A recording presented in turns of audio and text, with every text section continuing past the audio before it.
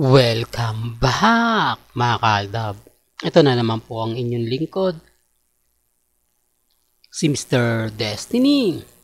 At magbibigay po tayo ng pinakamainit na update po ngayon sa social media. Marami pong nagre-react sa in-update natin.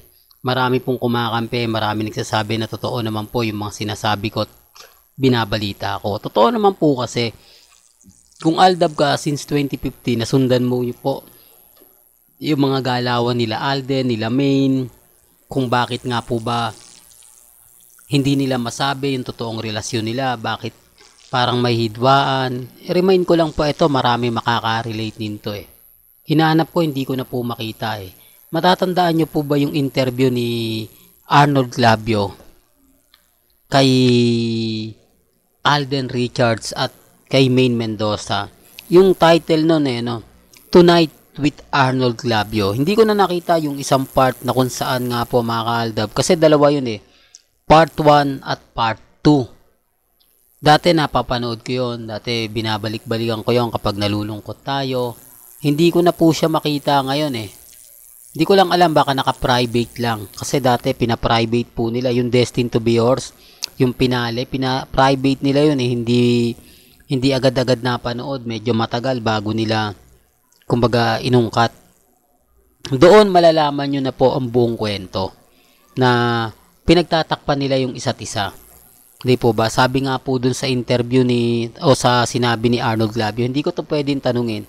Baka pare-parehas tayo mawala ng trabaho. Hindi po ba? Doon pa lang na parang may mali eh. Doon pa lang para masasabi mo na talagang pero nandun pa rin po yung part ng kilig. Hindi po ba? Sinong humahawak ng pera? Yung mga tanong. Hindi po ba? Sino yung iyakin? Sino yung... Lahat ng mga tanong doon nakakakilig. Pati yung nanonood po sa kanila, yung audience na kumbaga natutuwa. Hindi po ba? Iba po talaga yung chemistry. Tapos yung huling sinabi ni Mengay, hindi kami pwede umamin. Baka mawalan kami ng trabaho, di po ba? Kaya ganun din si Alden. Hindi naman pwede isapalaran ni Alden yung ilang years niya na sa showbiz, tapos ngayon lang umalagwa, di po ba? Kaya nga po, hindi po pwede talaga yung mga panahon na yun, sisihin nyo si Alden. Kaya nga po sinasabi sa akin, kasalanan niya ni Alden Richards, dapat ipinaglaban niya si Maine. Nandun na po tayo.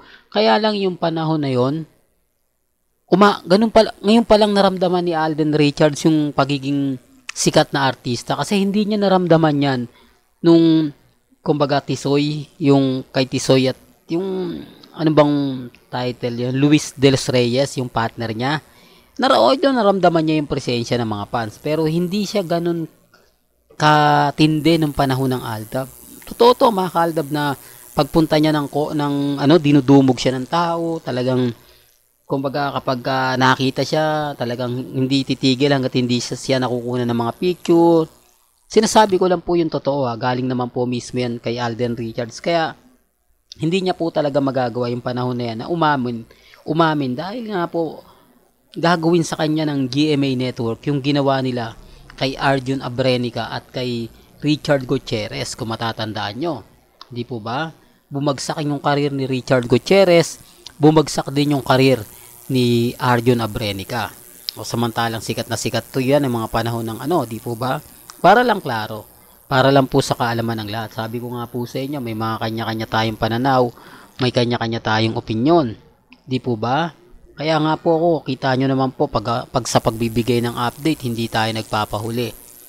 Di po, binabalik ko lang po yon para klaro, para alam po ninyo na may kwento na pong ganun. Kahit po sabihin nila na hindi totoo yon, pero nandun yung point na kailangan mo pa pang sabihin na mawawalan kayo ng trabaho. Parang may mga point na may pinapahiwatig ganun, di po ba?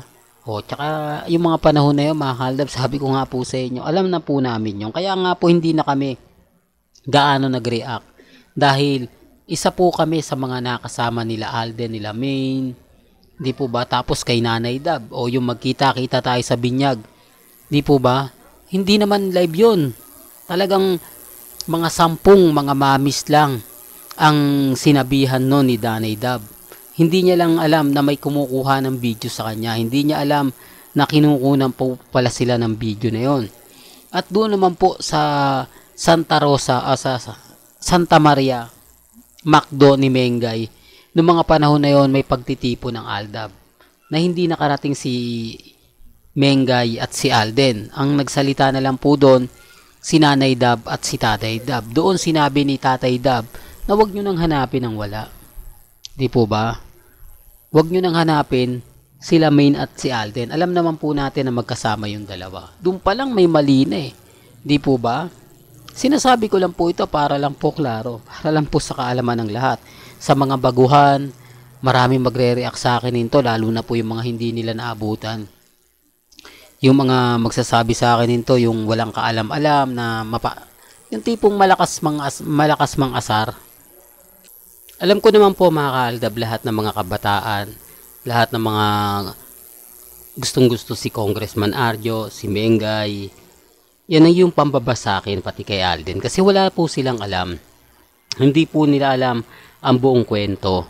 Hindi nila alam kung saan o kung paano nagsimula ang Aldab. Basta sinabi lang ng GMA na nag-ano lang si Mengay, nag-audition, tapos nakuha na, parang ganun lang po, ganun lang kasimple yung mga sinasabi nila, pero hindi nila alam yung buo, yung kabuuan.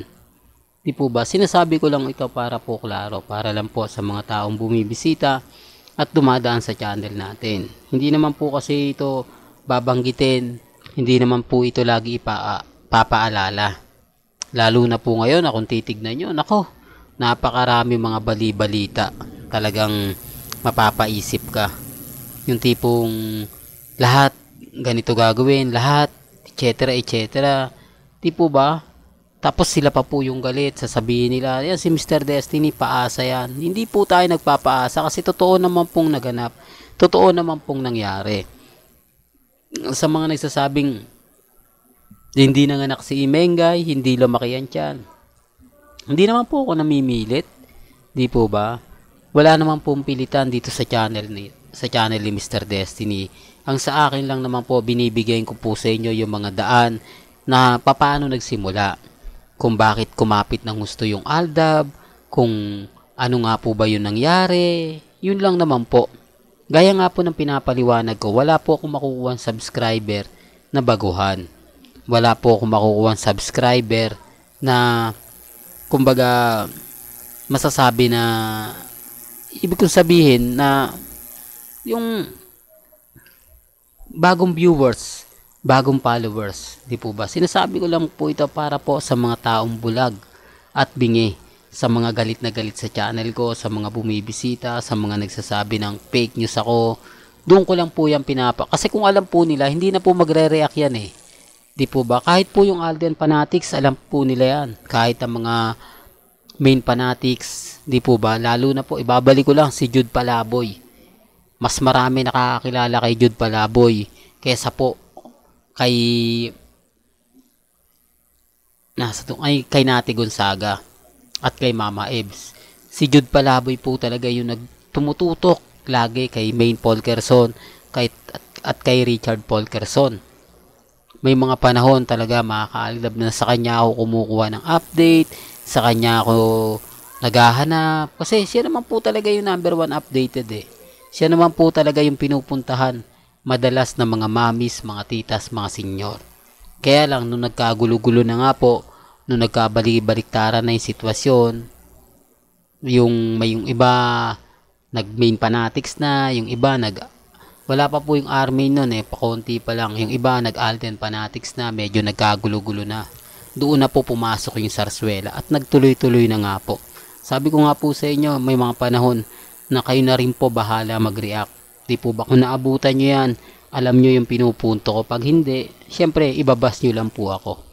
Well, hanggang dito na lang po yung updates natin, mga kaaldab. Kaya kung gusto nyo pa po ng pinaka-latest at sariwang update, abay tumutok lang po kayo dito po sa channel ni Mr. Destiny para updated po kayo sa mga latest at sa mga bagong video po na ilalabas po natin maya-maya lang. Kaya kung bago ka lang sa channel na to, at isa kang true-blooded Aldab Nation na nagmamahal po kila Mengay at Tisoy, tama po ang channel na pinuntahan mo, kaya consider na po kitang bagong subscriber. At huwag mong kalimutang i-share ang mga video po natin sa mga mami, sa mga titas, at sa mga senyor. Hanggang sa muli, salamat po sa panonood at pakikinig.